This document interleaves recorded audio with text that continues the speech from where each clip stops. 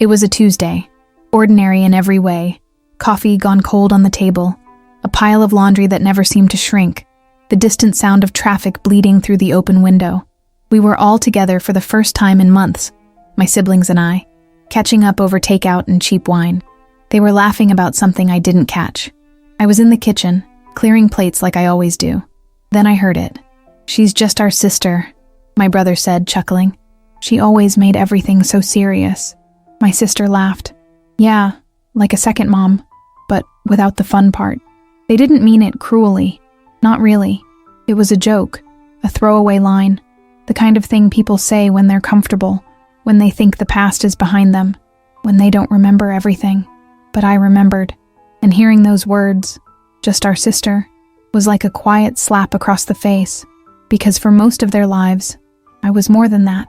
I was the one who got up when they were sick, the one who skipped school to walk them home when mom didn't come back, the one who learned how to sign field trip slips and stretch dinner for 3 with food meant for 1. I was the one who sat in the dark, heart pounding, hoping Dad wouldn't come home angry.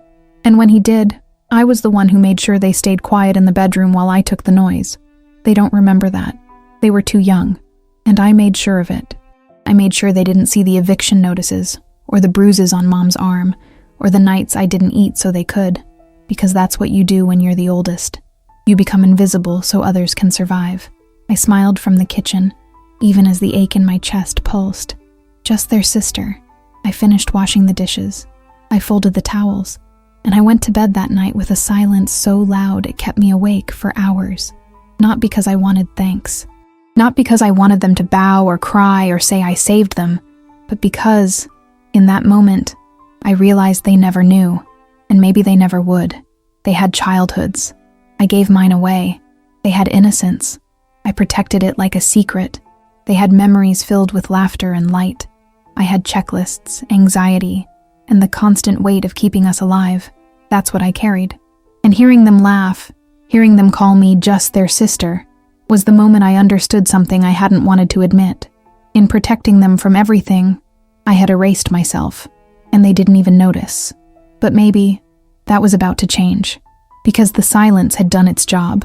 It had kept them safe, but it had also kept me hidden, and I was tired of being invisible. I was 12 when my childhood ended.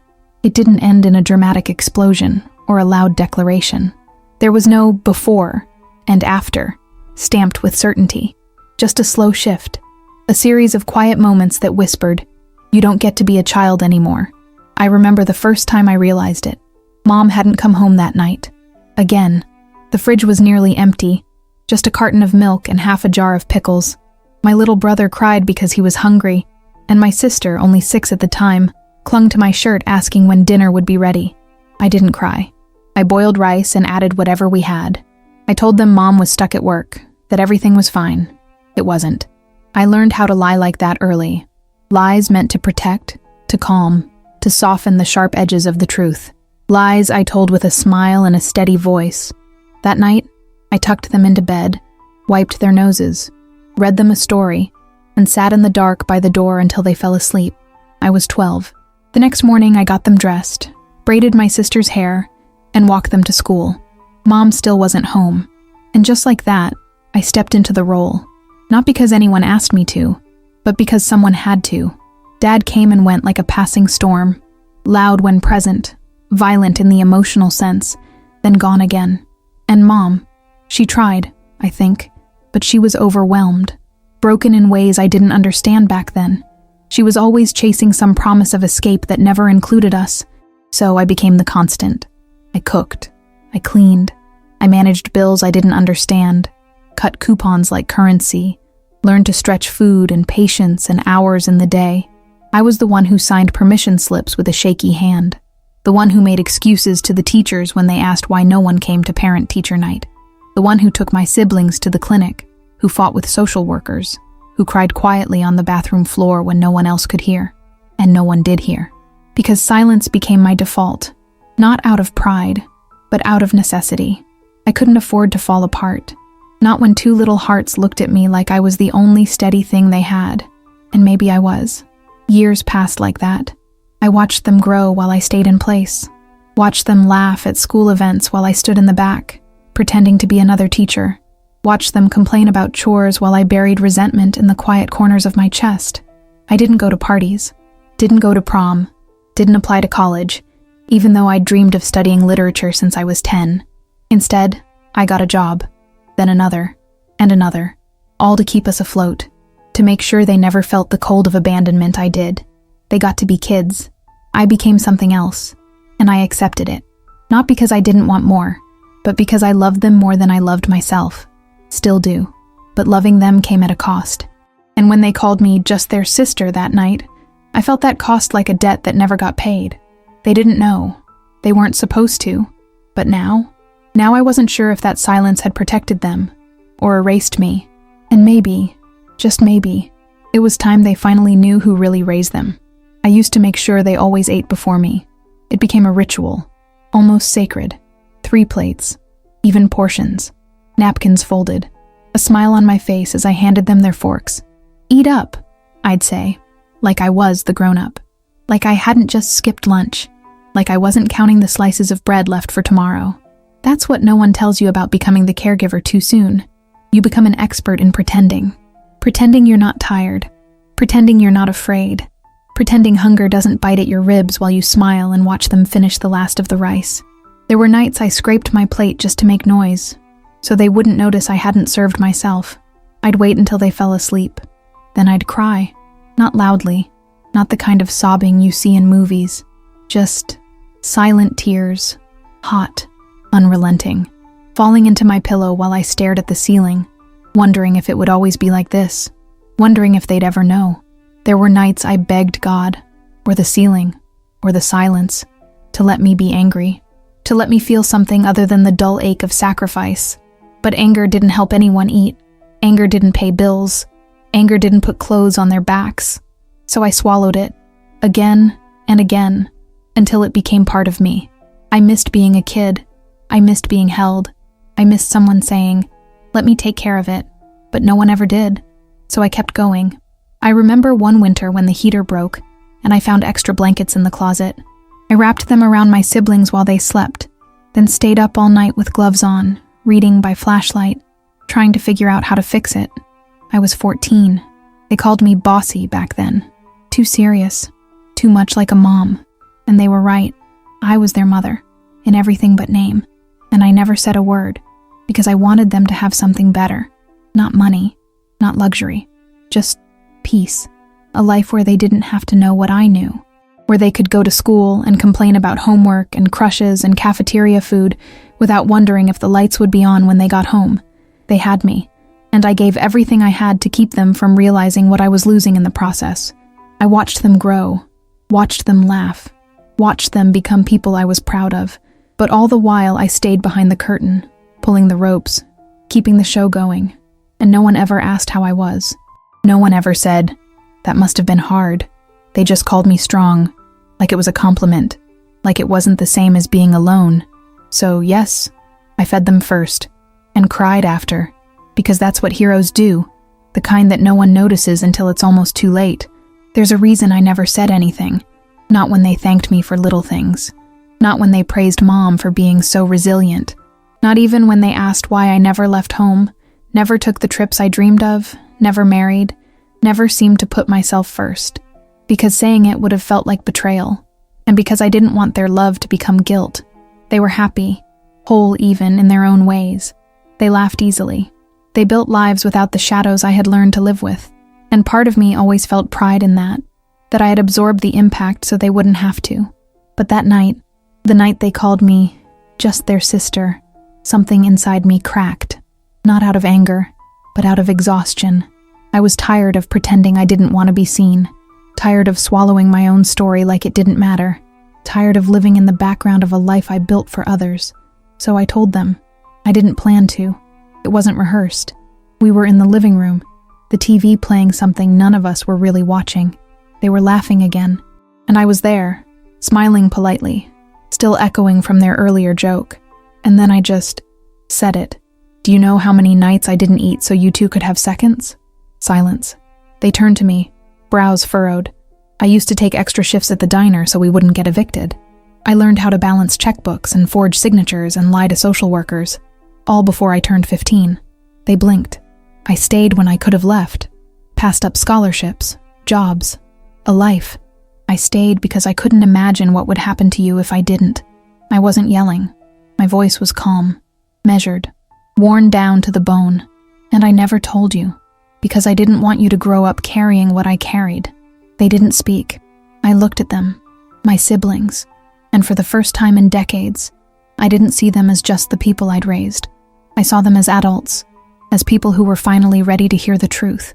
I'm not saying this because I want applause, I said softly.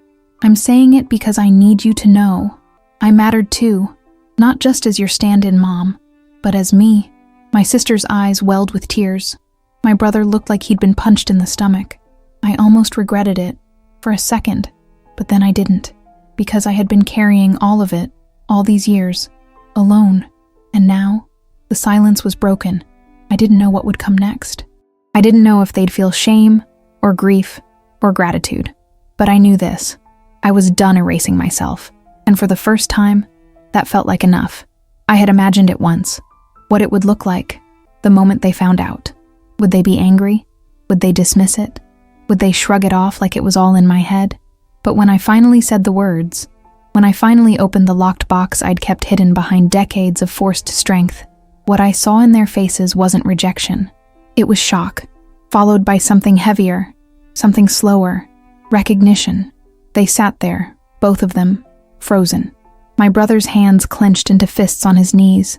My sister's lips parted slightly like she wanted to say something but couldn't find the shape of the words. I watched the memories shift behind their eyes, like puzzle pieces rearranging. They started seeing things they hadn't understood before. All those moments I made them dinner when I hadn't eaten all day, the nights I sat at the edge of their beds until they fell asleep, the field trips I didn't go on because I had to work, the birthdays I planned with dollar store decorations and handwritten cards. They saw it. Finally. I had no idea, my sister whispered, and I believed her, because I had worked so hard to make sure she didn't know. I thought, you just liked being in control, my brother added, his voice thick. I laughed, not because it was funny, but because it was true, and not. I liked surviving, I said. That was all I knew how to do. The room was quiet for a long time. Then my sister stood up and walked to me. She sat beside me on the couch, like she used to as a child when storms rattled the windows, and leaned her head on my shoulder. I'm sorry, she said. I didn't expect that. I didn't ask for it. But it landed like a balm on skin I didn't realize was still raw. I never thought to ask, she continued. You were just always there, always handling everything. I didn't know how much that cost you. I nodded, my throat tight. And then my brother, who never cried, who always wore his emotions like armor, said something I'll never forget. You saved us. He didn't say it with drama. He said it like a fact, like a truth he'd just discovered buried beneath years of laughter and forgetfulness. And I couldn't hold it back anymore. The tears, the ones I'd swallowed for years, not just from pain, but from relief, because the silence was broken, and in its place was truth, was light, was me. They saw me, maybe not as a perfect hero, but as the woman who gave up her childhood so they could have theirs, as the girl who didn't know how to ask for help, but gave it anyway, as more than just their sister. And in that moment, something shifted between us, not back to what it could have been, but forward, into something honest, something real. People think sacrifice is noble. They tell you how strong you are, how selfless, how inspiring. But what they don't tell you is that sacrifice, when done in silence, starts to feel like vanishing, like fading, like trading parts of yourself for the sake of someone else's comfort, and realizing too late that no one noticed you were disappearing. I never wanted a medal. I didn't want applause or flowers or social media posts calling me a hero. I just wanted to be seen. Not for what I did, but for who I was. For the nights I stayed up watching them breathe. For the part of me that still dreams of writing novels, even though I haven't held a pen for myself in years. For the woman behind the survival mode, the girl who never got to scream, "This is too much," without fearing everything would fall apart if she stopped holding it together. I didn't want to be thanked like a martyr. I wanted to be remembered as a person. Someone with hopes, exhaustion, fear, and yes, love. Deep, abiding, stubborn love. But also limits. Also hunger. Also a need to be held once in a while. For years I played the role. Caretaker, fixer, planner. But behind every chore was a part of me whispering, "See me." Behind every "I've got it" was a silent, "Please ask me if I'm okay." But no one did. Because I made it look easy. Because I didn't cry in front of them. Because I smiled even when my chest was collapsing. They believed the performance. And sometimes, so did I. Until that night. Until their faces changed. Until my sister reached for my hand. Not out of obligation, but recognition. Until my brother looked at me like he was seeing me. Truly. For the first time. That's when I realized, maybe I wasn't invisible. Maybe I had just been hiding in plain sight. And now that I'd spoken the truth, I could stop hiding. I could stop pretending I didn't want anything. I could stop pretending I didn't still carry the ache of being overlooked. And more than that, I could forgive myself for needing to be seen, because that need wasn't weakness. It was human. It was honest. And it didn't erase my strength. It made it real. For the first time in decades, I felt something I hadn't felt since I was a child, standing in front of the mirror, pretending to be someone important. I felt valid, and not because they finally thanked me, but because I finally let myself be known. The next morning, my phone buzzed before the sun came up. It was a message from my brother. Just one line. "I don't know how we'll make it up to you, but we're going to try." I stared at the screen for a long time.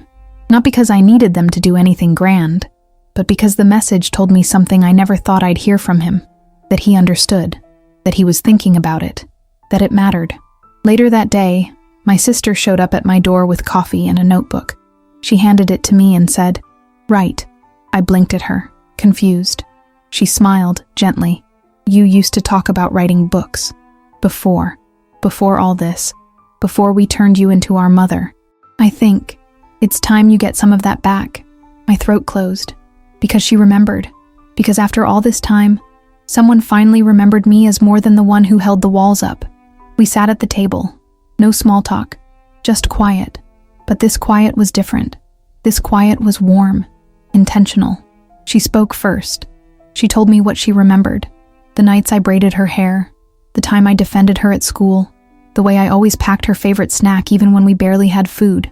And then my brother called. Voice rough with sleep and emotion. "I know we joked about you being just our sister," he said. "But you weren't. You never were. You were everything." He paused. "You still are," I cried. Not the silent tears of my younger years. Real, heaving, aching sobs that shook my body and softened something in my chest that had been stone for decades. Because those words, simple, late, imperfect, landed. They didn't erase what came before, but they acknowledged it. And sometimes, that's all a person needs. Not a fix, not a grand gesture, just acknowledgement. I had lived most of my life believing my story would die with me, that no one would ever know the weight I carried, that I'd fade into the background, remembered for being responsible, reliable, strong, but not real. But now, they saw me, and that changed everything. It didn't change the past. It didn't bring back the years I gave away, but it changed how I held those years. No longer with bitterness, no longer with invisible pride, but with something closer to peace, recognition, validation, love that finally had words, love that said, "You didn't do it for nothing. We see you. We remember."